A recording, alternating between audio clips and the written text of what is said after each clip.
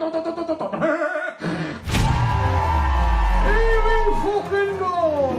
All the good-looking girls give Chubs a scream! Fuck off, there's not that many. He came out, he went, "Yo, brother, what's going down?" I said, "The value of my house now you moved in here." He said, "No, it's the fucking window cleaner." Fuck off! If it's funny, it's fucking funny, you daft cunts, right or wrong? You good with tree dodging, fucking horrible, fucking lettuce licking, vegan eating cunts. Just to keep up with equal equality. What a load of fucking shit. That's just like sending Gary Barlow to play Mr. T in the new fucking A-Team movie.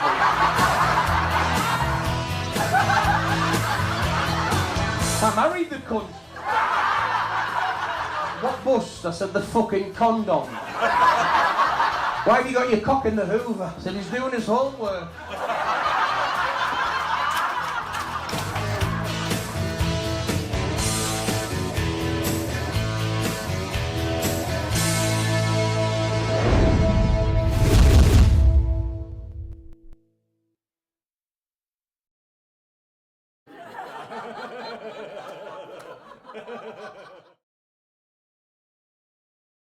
Good evening! Oogie, oogie, oogie! 2 grand I spent on her. My fault I married her. Quick, people are getting restless. They're not used to this sort of hysteria. Got the Dingles on table number 6. Is the only athlete I know on invalidity. See the better dressed lobster. Are you working cars? Stealing them, no doubt. All the happy people, give me a scream! Woo! He said, go on then, change colour.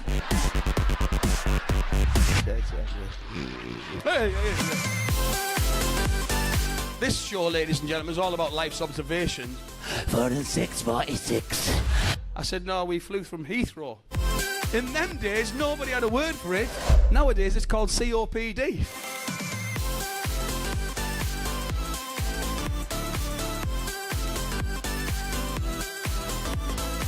Not quite the goatee beard I want, really. Yes.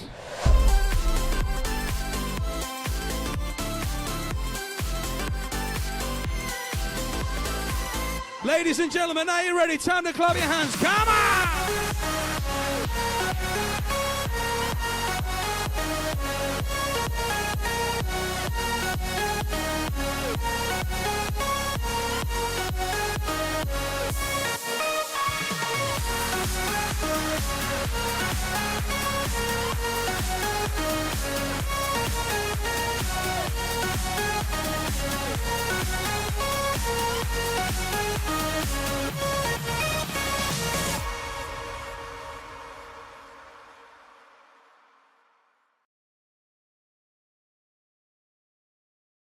Welcome to the showcase, where I interview entertainers, tribute shows, comedians, singers, illusionists, and others. Because I believe people need to know and like to know about entertainers and how they achieved their success. I ask you, please watch, click the thumbs up, and subscribe for more great content. Most of all, leave a message for the act to see. Our guest today is, I'm honoured because we've been trying to get him on and he's a busy lad and we've finally got him here. Should I call you Gary or Chubby? Definitely Gary, and thank you so much, Sean, for your patience. It has been a long time coming, this interview, obviously through no fault of either of ours, but it's great to finally be here. So lovely to chat with you, my good man. Thank you, sir. That's very kind of you. Gary, I've looked at your videos on YouTube and I've looked at your posters. Absolutely 110%, mate. Promotion stuff is awesome. Do you want to tell us, tell the viewers about you, what you do, how you got started and all like that, Gary? Yeah, well, I mean, my journey into comedy started 27 years ago nearly. Through chance, purely by luck and alcohol. It's quite a unique story, and I'll keep it very brief because I don't want to bore your viewers. But in 1998, I went on holiday to Tenerife, just for a 2-week holiday. I'd never picked up a microphone before. I was a lithographic printer in Teesside. I was a bit of a joker. I was the class clown at school. I was the village idiot. I was the show-off, you know, the couple of drinks and Gary will do anything to impress. That was kind of where I was in my life. Just, you know, I think it was vying for acceptance. You know what I mean? I wanted to be everybody's best friend. I wanted to be the popular kid. And the only way I could do that, born with a funny face like this, would be through the vehicle of comedy. But at the time, I didn't realise I was just being an idiot, you know, a drunken idiot. And that's what happened in Tenerife in '98. I went on a 2-week holiday with my then fiancée, got drunk every night in this particular bar, and every night, it was when the brand new, do you remember the old karaoke, when it very first started? It was them huge discs that they used to load into the machines. Yeah, so it was when karaoke very first started in the Canary Islands. And I made myself a little residency on my holiday in a place called the White Rose. And I used to get up every night, people would ply me with alcohol, and I would kind of, you know, sing karaoke songs, but in my own, what I didn't realise at the time was unique comedy style. And basically, I was brought up in Clubland. So my dad was treasurer, my mum was barmaid for 35, 40 years. So I was big on the Clubland scene. So when I was a young teenager, 18, 19 years old, I used to watch these club bands, you know, the social clubs where it'd be a £1 cover charge and you'd have a game of bingo and all the rest of it. And I was like, I want to be one of these guys, you know. And that's how it started. The lady who had the bar in Tenerife said to me, "You're a natural, you know, come and do a season for me." And I did in 1999. I started at the White Rose in Tenerife in April 1999. Sean, as they say, the rest is history. It's fantastic, that, Gary. It's a bit like, well, not the comedy, but I'm 65 now and I'm retired from the business, but I've been in the business a long time. When I used to go up to do the 10-day runs in Newcastle and Wales and all, and the clubs in Yorkshire, sadly, a lot of them on the demise now, you know, and I think it's very, very hard for people like you now in the pubs and clubs to earn the money that you deserve. And I think from what I gather, you're doing most of your work abroad, are you, Gary? No. So obviously, I mean, I'm very, very busy with my UK diary, which and I keep saying this. I remind people often, you know, I'm very grateful, very humble by it. I take nothing for granted. But I lived in the Canary Islands. That holiday in Tenerife in 1998, you know, that 6 months summer season I went back to do, ended up being 17 years. Wow. Yeah, and we came back to the UK in 2015. But since returning back to the UK, my diary's been full in the UK, but I do believe, you're right, there's a two-sided argument to this with Clubland. Clubland's on its arse. You know, am I allowed to say arse? Well, I've said it. Sorry. Yes. Yeah, Clubland is obviously dying, you know, and I'm a big firm believer of, you know, your local club, you know, use it or lose it and all the rest of it. But the truth is, if you've got a product that's marketed right and that there's still a demand for, then you will get bums on seats. Now, I'm not saying all of my shows sell out, far from it, you know, but what show in the UK does? I'm not Taylor Swift, I'm not Robbie Williams, I'm not the original Roy Chubby Brown, I'm a tribute act. You know, like you say, I'm a club and pub tribute act. However, I am very busy. My shows do get well attended because there is a market for it. You know, and in any pub setting, as long as you do it right from the beginning, from the ground up, which start with marketing and booking the right acts, not just comedy or Chubby or wherever, but the right acts, and start with your marketing, you will get bums on seats. Last night, for example, I performed at a beautiful venue in Gobstopper called the Empire. First ever comedy event they've ever hosted, and it was on a Thursday. Granted, it was Easter weekend, so it was going to be busier than the normal Thursdays. But it was £10 a ticket or £30, I think it was, with a 2-course meal. And it was full. I think it was 10 seats shorter than a full house. So that gives you an example, you know, if you put something on that people want to see that nobody else is doing, then people will come out. Do you know, Gary, it's fantastic to hear that people like you say, you've got to do good marketing, you've got to promote yourself because there's nobody else going to do it. And a lot of the acts that are coming on here, they're learning, you know, they're pretty new. So I've had some younger acts on and things like that. And I say, what do you do about marketing? Just use Facebook. Well, you know, it's not enough. No, it's not. You know, when the viewers see your marketing on this video, on the end result, they'll realise that spending money on promotion and video far pays off. I've got a friend in Hull, because I'm originally from Hull, Gary, that is called Lisa Kelsey, and she does all the ships and everything, and publicity and marketing is top notch, just like yours, and it pays off. Where are you from, Gary? Originally from Teesside. I was born in Billingham. Yeah, Billingham, Teesside, Wow. which is probably 4 or 5 miles outside of Middlesbrough. Billingham Social Club, I remember that one. Billingham Social, yes. And obviously you got the Low Grange Social, which was where my mum and dad was. Billingham Social, Billingham Cons, TUC. They're still open, apart from the Low Grange Social Club. Yeah, the cons I do pretty much every year. And there's a big social club there called the ICI Club, or the old ICI Club. Yeah. And it became the Billingham Synthonia, because it's on Synthonia, Bellissus Avenue down by the Synthonia Suites. And it's called the Synthonia Suites Events and Wedding Venue. And they do really well. They do. But again, it's a club that works hard on its marketing, on its members, looks after those who look after them, and it's thriving. It's one of the very few that are thriving in the area. Fantastic.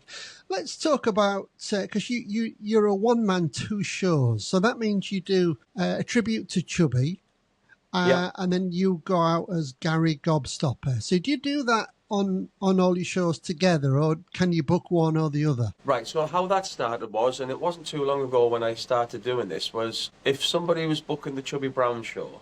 I mean, I was a comedian a long time before I was a Chubby Tribute. Right. I did comedy for many years before I become the Chubby Tribute. But the Chubby Tribute, because of the name and because obviously Roy's a household name, that creates the attention, So people were booking the Chubby show and they were saying, how much is it and what do we get for that? Well, my show's a minimum 80 to 90 minutes, it's a long show for a comedian. Oh. But then they were saying, but we still have to put on a singer with you and we don't know if our budget will allow it, or we're going to sell enough tickets. And I thought to myself, well, I'm there anyway. So instead of doing a disco or whatever, which, again, it's something I used to offer, I thought, well, I'm there anyway. Taking the Chubby suit off and putting another suit on and extending the evening, for me, it's a little bit extra work, but no more setting up PA, no more, travelling. It's just extra. And then I just charge a little bit extra, probably less than what they would pay for a solo singer, and then they're getting a full 2.5 hours of entertainment. So, it's a full night's entertainment package, which is very much affordable for the clubs and pubs. That's fantastic. So, Gary Gobstopper, you do singing, do you, as well with that? Yeah, so the Gary Gobstopper came about again in Tenerife. So when I started in Tenerife in 1998, I became DJ Mad Gaza. And then when I was seen by a big venue over there, the owner said, listen, we want you to come and join us in our big cabaret venue.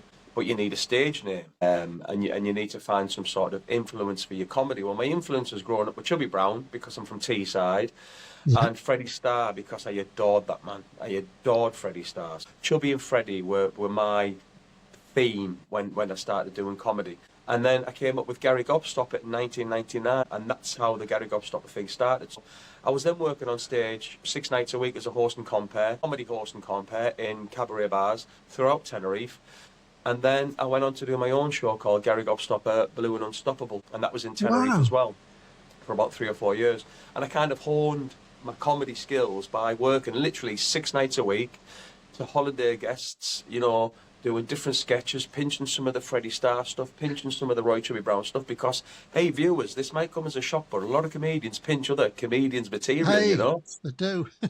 and that's what I was doing. So, the Gary Gobstopper thing, I've been doing for many, many, many years.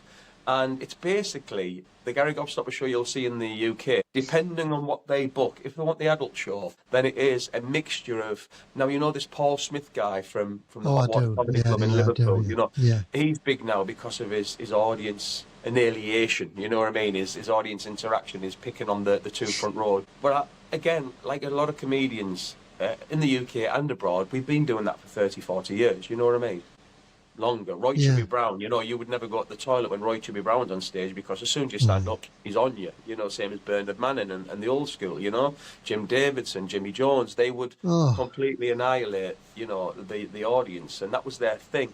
So the Gobstopper thing, being in a holiday environment, I would, adapt to that as well, and I'd go around the audience and kiss the fellas and pinch the drinks and all of that silly, interactive stuff. And that's what the Gobstopper show is. It's stand-up comedy, it's life's observations, it's talking about me. I mean, my modern-day Gary Gobstopper show is talking about my sketches, including having an IVF baby girl, my 3.5 years coming up of sobriety. I talk about why I don't drink anymore, but it's all done using old school gags and the stories put together. And then the show, I've got the ventriloquist mask. I do an Elton John sketch where I come on as Elton John. I get a guy to be George Michael, and then I've got the song on, and I wear a pink top and a ginger wig, and Gary, it's a variety act. Yeah, it sounds great and it looks great.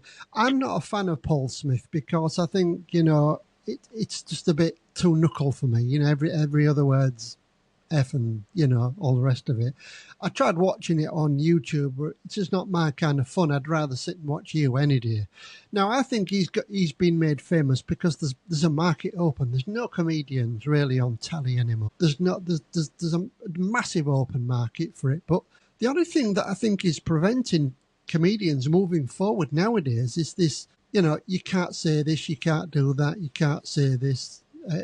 Political correctness. How does that affect you, Gary? Political correctness for comedy is becoming an absolute joke. No pun intended. And it really is. Roy Chubby Brown, he's 80 years old. He's been filling theatres now for 54 years. He's now been banned from almost 190 theatres and government-funded buildings like town halls and civic halls. 90 committees have now decided his comedy isn't appropriate for people like me and you, working class people who like to have a good laugh and maybe think about things that we shouldn't be thinking about or saying things that we shouldn't be saying. These comedians, not just Roy, but many others, are being paid to do that, to put that smile on your face. The most, other than the financial side of things, the most rewarding aspect of being a comedian is just giving somebody that escapism. For an hour and a half of a night, you know what I mean? It's that 1.5 hours of their lives where I'll talk about, when I'm on stage, I'll talk about my little baby girl, being born IVF, losing my little boy, we lost our little boy on our second round of IVF, the recent death of my mother-in-law. We all have a story to tell. We all suffered tragedy. But just for that 1.5 hours, all of them people who've suffered similar tragedy, who are going through hardships, who are going through the daily struggles, can come out and just have a laugh and forget it all and listen to somebody talking about subjects that some people now are finding too taboo, too outrageously inappropriate to even speak about. It's not inappropriate, it's comedy, it's fiction. I say this on stage every night doing my show. They're just jokes. At the end of my show, I stop and I say the most important part of my show tonight is to remind you all what you've just seen for the last 90 minutes is fiction. It's fake. I'm no more thinking of these things the same as no more, the guy in Coronation Street's a murderer. It's not, we're all actors. That's all we are. Roy Chubby Brown's an actor. He doesn't believe what he says. Where's all this political correctness come from, Gary? Is it government? Good question. Pat Phelan, by the way, was the character on Coronation Street. Yeah. Pat Phelan. I always say, I'm no more, a real person than Pat Phelan is a murderer. Where does it come from? I don't know, because I watched Chubby on an interview that he did with somebody. You've probably seen it, and he said it's all bollocks. All this, you can't say this and you can't say that. He said, but they can call, like I was a school teacher. You can't call it a blackboard anymore. They replaced them all whiteboards. Well, we're white.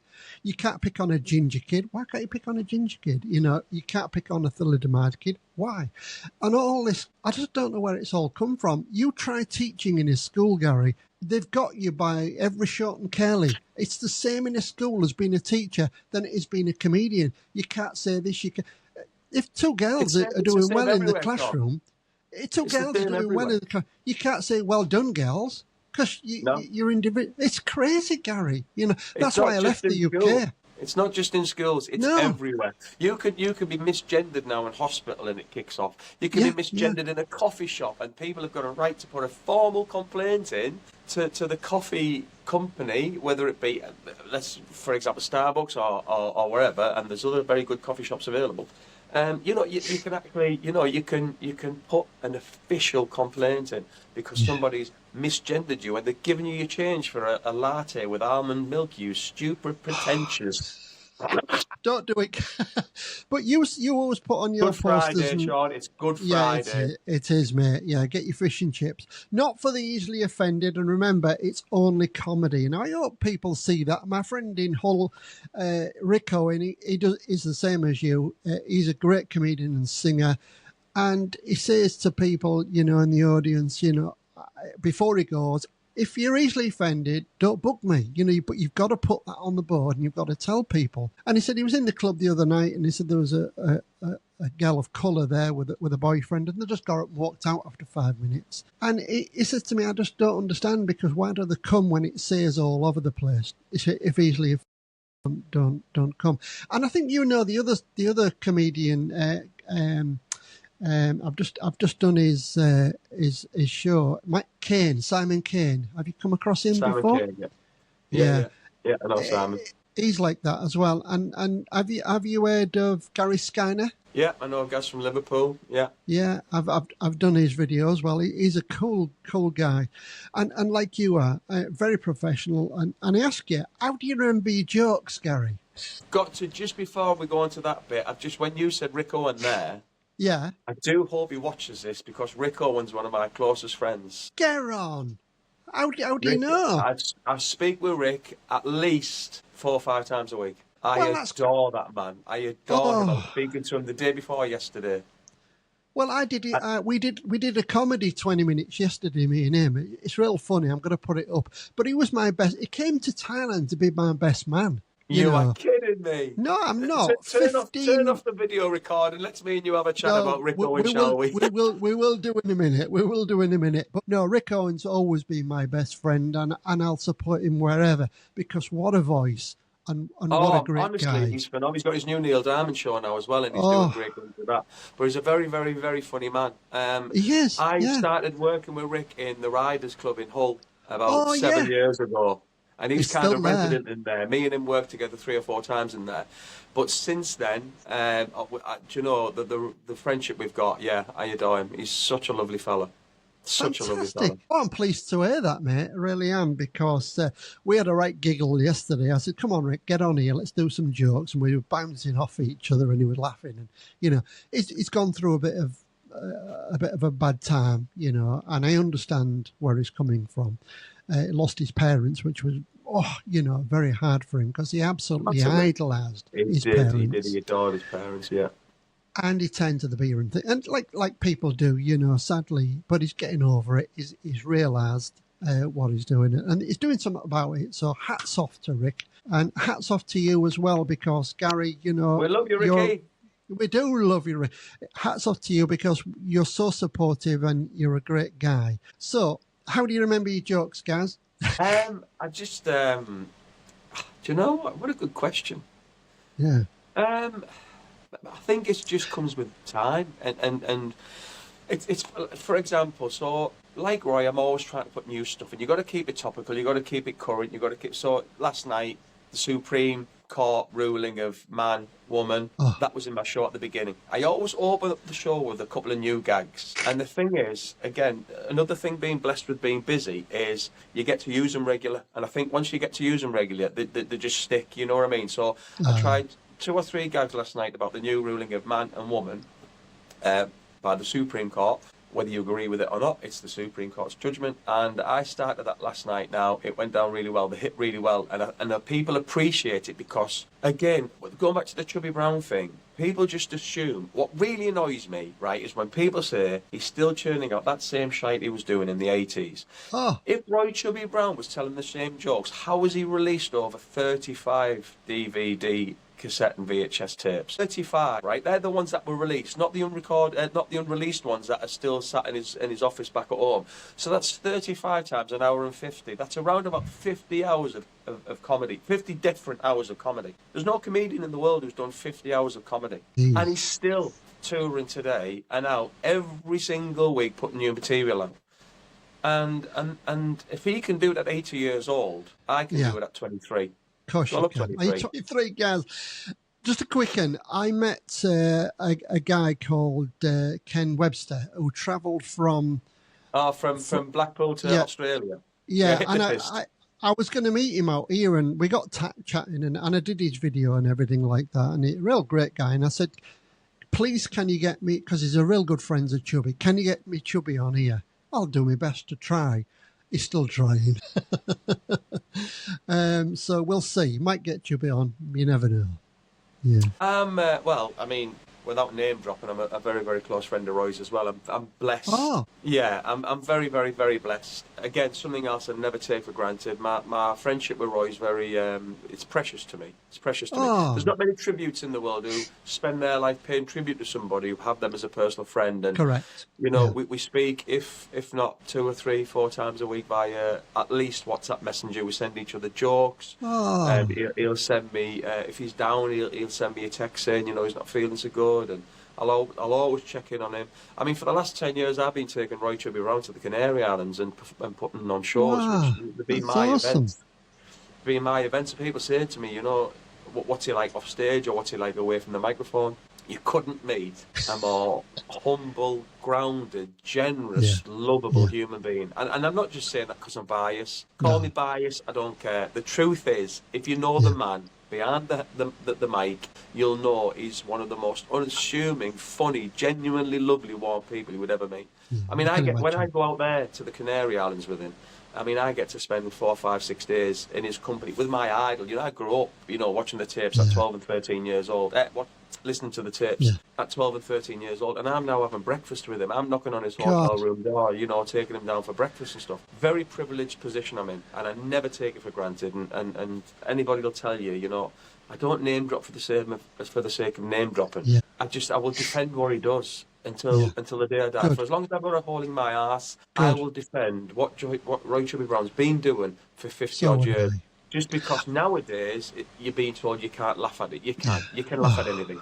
Ricky Gervais will tell you that. Yeah, I know. I like the him, most successful comedian of our generation. Not of a personal opinion. That's fact. The most awarded comedian of our generation, Ricky Gervais, will tell you you can laugh at anything, and I'm a bloody big believer in that. You're right. Just one thing. I've spent countless pounds going to see you. I must have been about 20, 30 shows.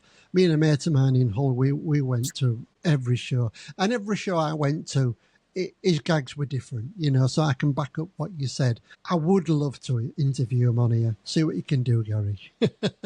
I'll certainly ask him. It won't be, obviously... No. It won't be for a little while. He's still recovering. He's been really poorly for 3 weeks.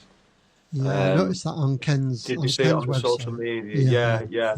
And he's not been so well. So fingers crossed, toes crossed, eyes crossed, everything crossed.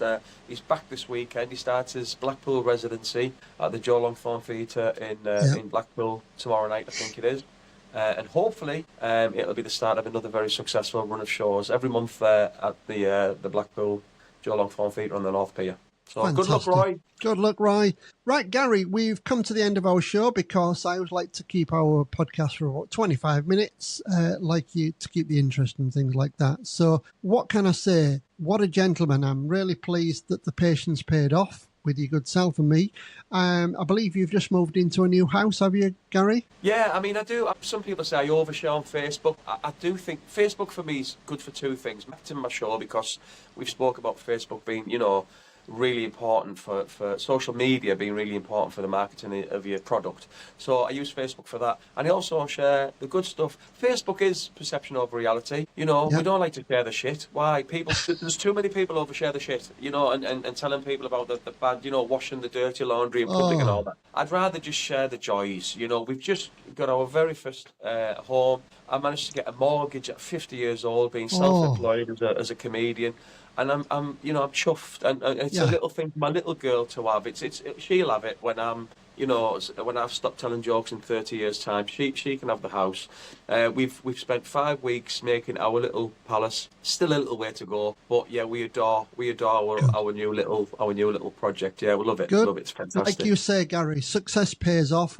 Hard work pays off. Excellent marketing pays off.